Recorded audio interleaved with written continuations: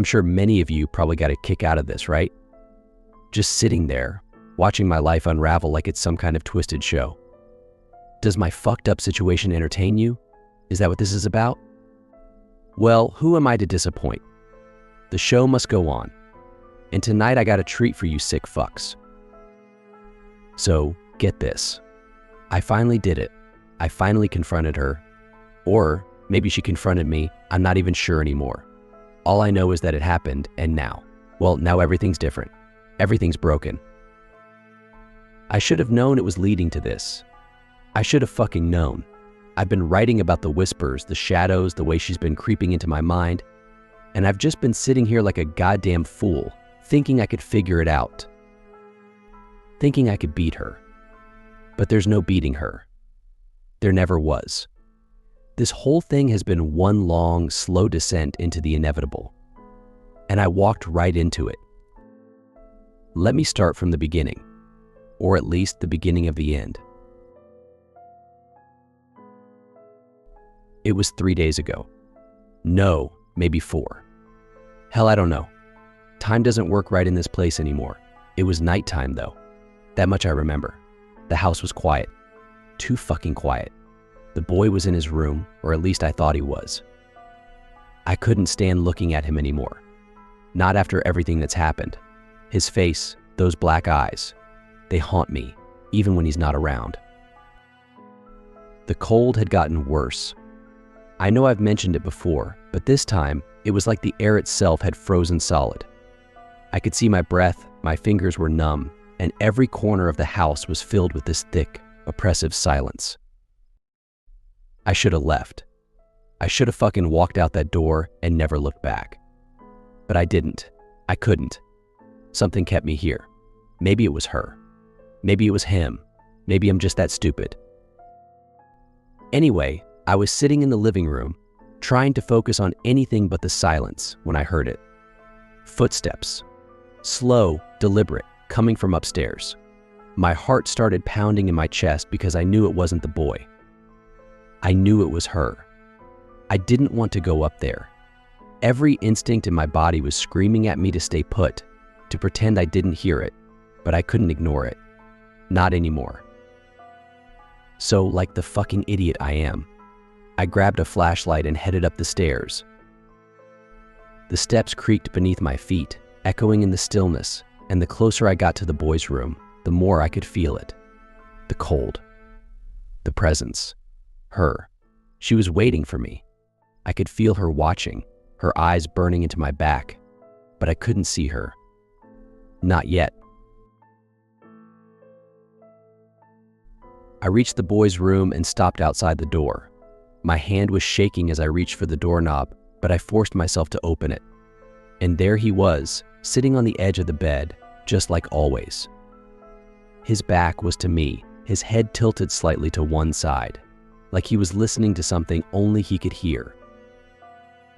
I stepped into the room, my flashlight shaking in my hand, casting long, jagged shadows across the walls. I asked the boy where the woman was as I inched closer to him.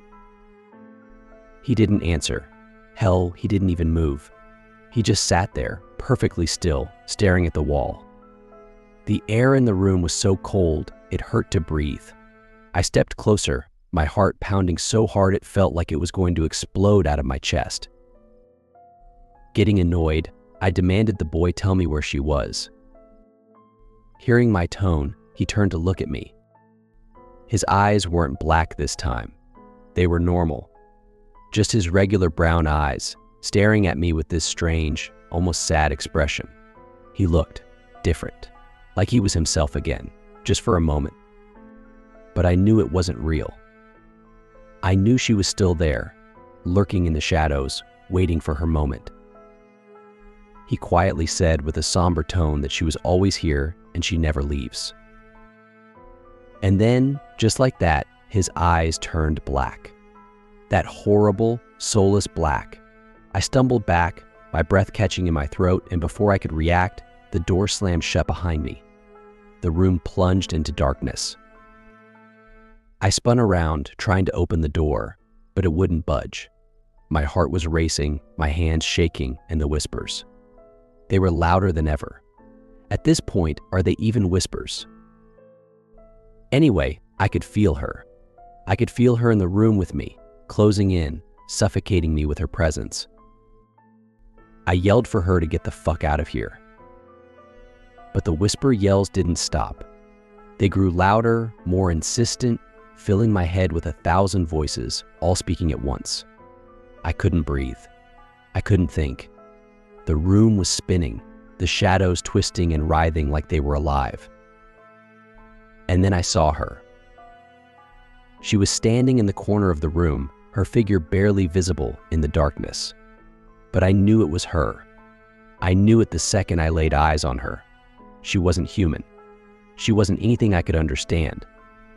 Her face was twisted, contorted into something monstrous, her eyes black as night, and her smile. God, that horrible, twisted smile. Was the same one I'd seen on the boy. I felt my knees buckle beneath me. I tried to scream, but no sound came out. My throat closed up, and I was choking, gasping for air as she stepped closer, her footsteps slow and deliberate, just like before. Somehow I managed to choke out the words, "I know who you are and I know what you want," as she drew closer to me. She didn't say anything. She didn't need to. Her presence was enough. The room was freezing, the air thick with her hatred, her rage. I could feel it seeping into my skin, into my mind, twisting me, breaking me. But I wasn't going to let her win. Not this time. I don't know what came over me. Maybe it was adrenaline, or maybe it was desperation, but something inside me snapped. I wasn't going to let her take me. I wasn't going to let her take the boy.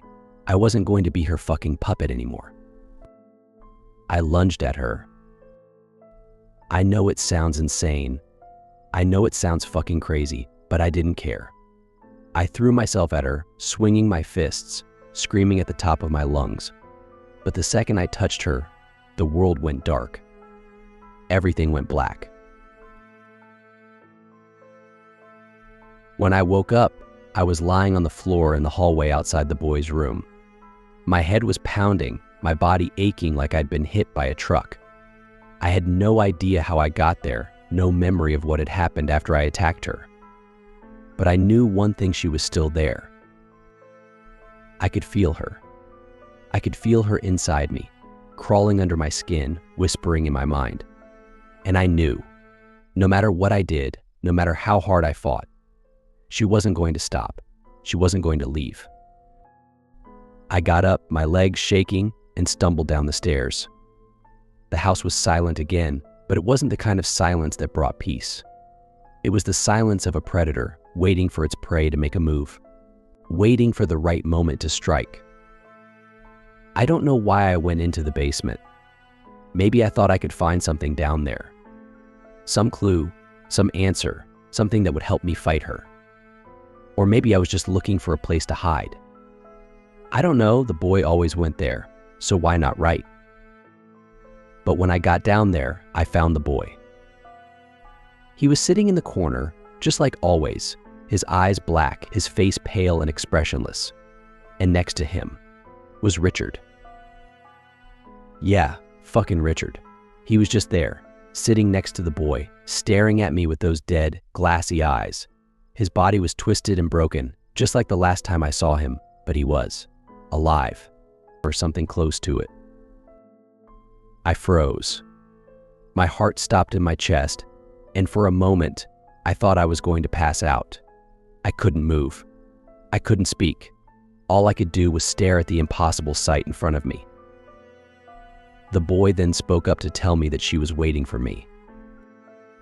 I backed away, my head spinning, my breath coming in short, panicked gasps.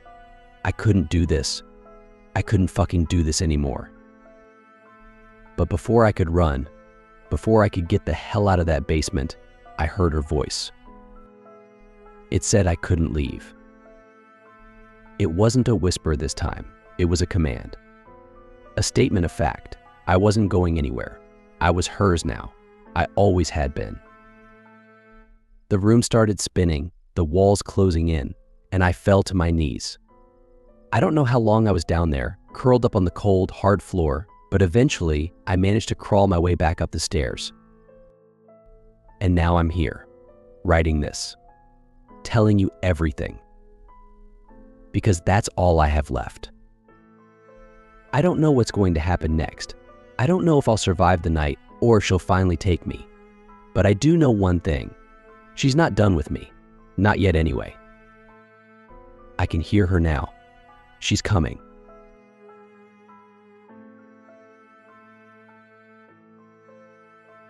For more chilling stories, like and subscribe.